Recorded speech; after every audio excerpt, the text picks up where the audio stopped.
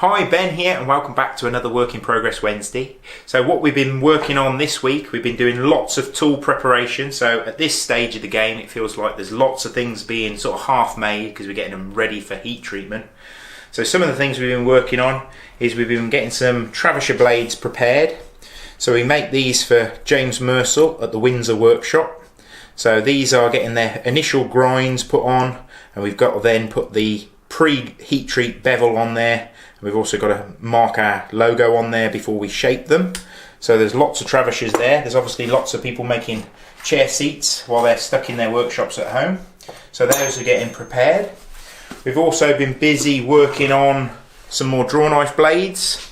So we've got a load heat treated and we're putting the final grinds on there. So we're making sure that we get the reverse side of the draw knife all nicely polished and then getting that lovely convex grind ready for the final polishing basically before we put the handles on.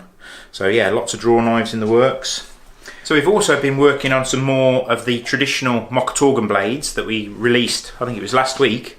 So these have been really popular. There's obviously a lot of people wanting to put their own Mocotaugan handles on and use one of these amazing traditional tools. So much so that we've actually decided that this was the 4-inch version with the internal bevel that we released initially. So that's quite a large blade. So obviously if you're going into using one of these for the first time, you might find that if you go for a slightly shorter version, it won't be quite so sort of daunting to get the hang of it. So we're going to also bring out a 3-inch version. So this has still got the bevel on the inside, so perfect for planing cuts. You can do hollowing, but more on sort of open-sided vessels like sort of dough bowls or platters and things like that. So that's going to have the same sort of traditional method of fitting. And if you're really clever, this is the handle that we made on our how to sort of put the handle on these blades. If you were really clever, you could actually work out a quick release sort of method of holding that little wooden bung in there, and you could actually have one handle and multiple blades. So yeah, this is the 3-inch version in that same handle that we actually put on our 4-inch version in the actual video. So that's a nice sort of more delicate sort of tool really. And then what we thought we'd offer is our external Mocotaugan. So this has got a totally different blade shape. So this is more like a traditional sort of spoon knife, and this has the bevel on the outside. So this is what we call an external bevel.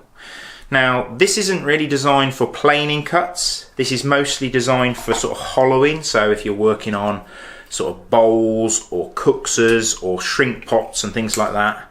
So that will give you a much more sort of delicate sort of shape for if you're excavating. So you'll be able to use this sort of flat external bevel near the handle for going round sort of the edges of pots, but you'll also be able to use that external bevel and that lovely thumb spur for those excavating cuts. So yeah, cooksers and cups, this will be absolutely perfect for. So you'll now have the choice in the Mocotaugan blades. So you'll either be able to choose the 4-inch version with the internal bevel. That's the one that we originally released. You'll also be able to choose a slightly shorter version. So this is the 3-inch version, but still with that internal bevel and obviously the same sort of overall shape. And then you'll also be able to choose a 4-inch external bevel. So this is the hollowing one really. So yeah, really exciting to be able to offer those 3 different choices of blade. And like I say, if you're really smart, you should be able to figure out a way of actually having it in an interchangeable handle. The other thing that I thought I'd just show you, obviously all our tools come with a simple protective blade cover, but just so that you're sort of reminded of how to actually wrap the blade, they'll all come with one of these, but the easiest way to actually attach the leather to the blade itself is just pinch it onto the top of the blade there near the handle, obviously when you've got one fitted, and then you can slide the leather so that it's sort of half on and half off the cutting edge, come up to the tip, and then if you just make a quick turn, you can see how it folds that extra layer of leather over the cutting edge. So you then end up with a good deal of protection so that you're not going to get cut, and obviously the tool itself is not going to get damaged when it's in your rucksack or in your tool roll. And just finish it off with a very simple bow. So when you need it, you just pull that little tail. So yeah, we're really excited to be able to offer you this first range of tools without handles, so obviously you can put your own on. So if you've got any questions, please feel free to drop us a line, either drop us an email or leave a comment below. And yeah, I hope you've been enjoying our work in progress Wednesdays.